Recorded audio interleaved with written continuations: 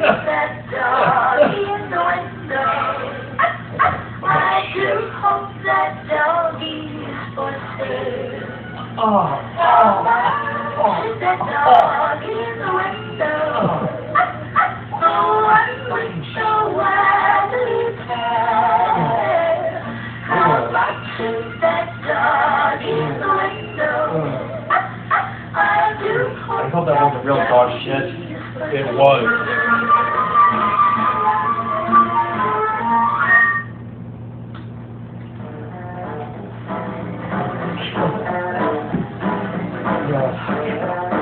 Hello everyone, I am joined by my friend Jeremy. Say hi, Jeremy. Hi. In today's video, this is a very interesting one. This is also probably going to be one of the most fucked up things I've ever reviewed or ever even seen in my life. I'm talking about, what's his name? John Waters. John Waters' Pink Flamingo. Oh my god, this is like, what the fuck was this? It was a movie about family values and about trying to be the filthiest people alive. The most fucked up, filthiest people alive. Yes.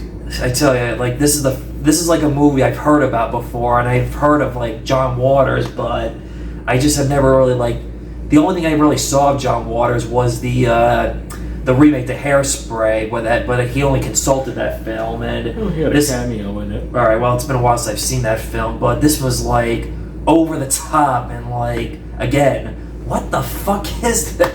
Oh yeah, they show everything in this movie. Oh, they do. They do. One scene, a guy fucks a chicken. Yeah. Several chickens. Yeah. And you know, this movie was made before PETA existed. What's that? You know, like an animal rights ad. Oh, right. Gotcha. I don't know much about, but I see.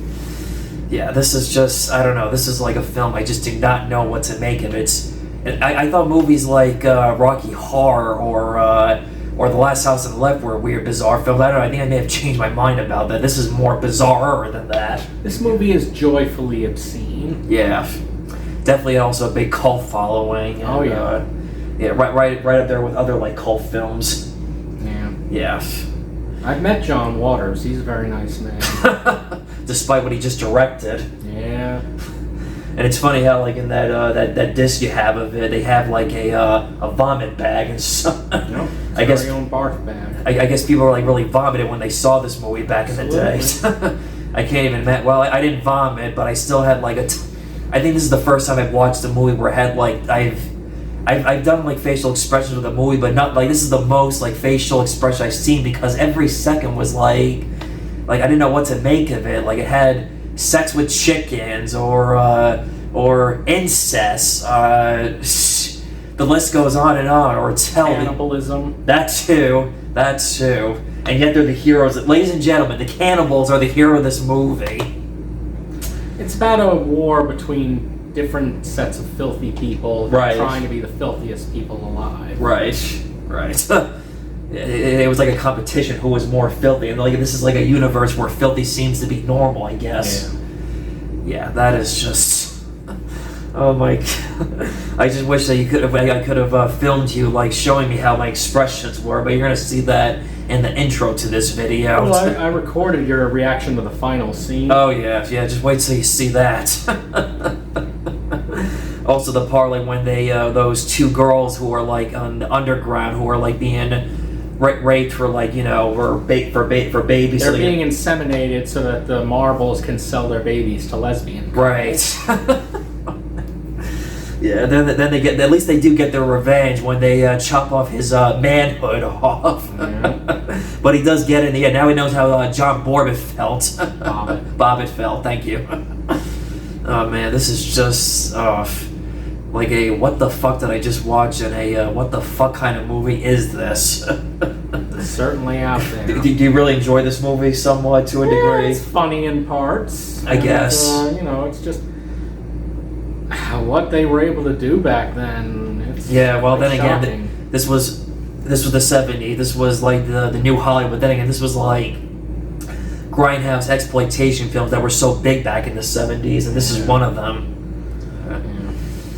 Have you ever seen his other films? Yeah, I've seen the original Hairspray. I didn't see that. I've seen Serial Mom. I've seen Cecil B. Demented. I love that one. I've heard of that one. I've seen Pecker. And I've seen A Dirty Shame. And I've also seen the musical remake of Hairspray. I saw that too.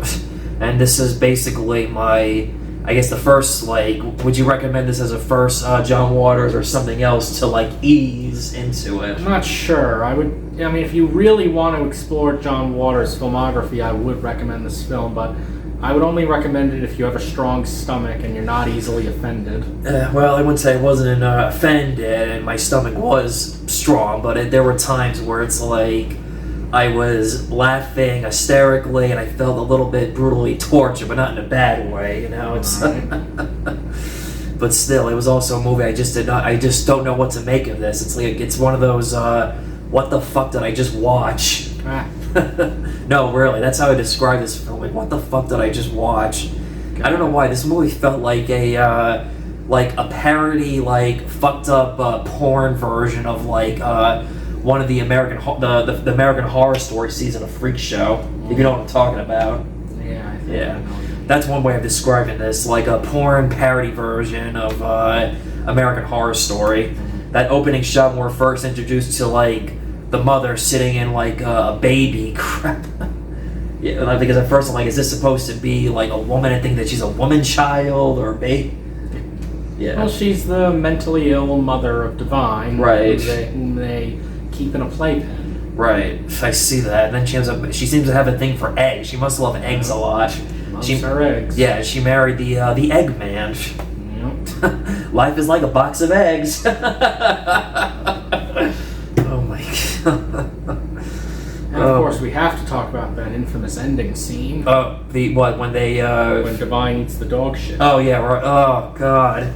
Just a second ago, I'm like, And that was real dog shit. oh my god. Yeah, Divine, when they shot that scene, he had to follow that dog around for about 3 hours waiting for it to shit. Yeah. Well, right place at the right time. Yep. I guess Divine really likes to eat shit.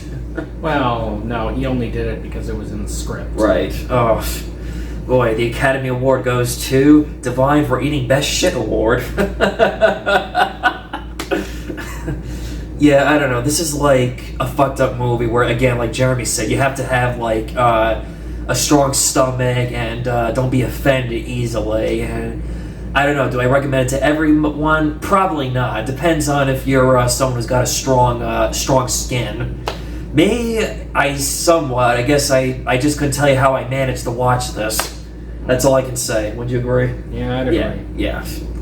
Anything else about the movie that comes to mind you want to touch upon, or? I mean, you know, it's one of those movies that just has to be seen to be believed. That's true. Even I couldn't believe it. I'm saying to myself, is this for real, or am I like in the Twilight Zone, or am I having a bad dream of watching one of the most weird, fucked up, bizarre films of my life I've ever watched? The actors are all very talented, I must say. I don't even know who these actors. Do you know who any of these actors are? John Waters called them, I think, his Dreamlanders. They were his troupe of actors who appeared in several of his movies. Right. You know, they were his friends. Do they do Comic-Con conventions, or? Well, most of them are dead, unfortunately. Okay, I see. Divine died back in 1988. That's sad. That's a shame. Yeah, it is a shame. Yeah. Yeah, this is just, I don't know what else to say about it. All I can say is weird and fucked up, and again, if you don't have the balls to watch this movie, then by all means skip it. But if you do, kudos to you. Any other thoughts, or is that about it? I think that's about it. All right. See you next time. Like the video, and prepare to be in a world of bizarre and fucked up things. See you next time. See you. Bye. Say bye, Jeremy.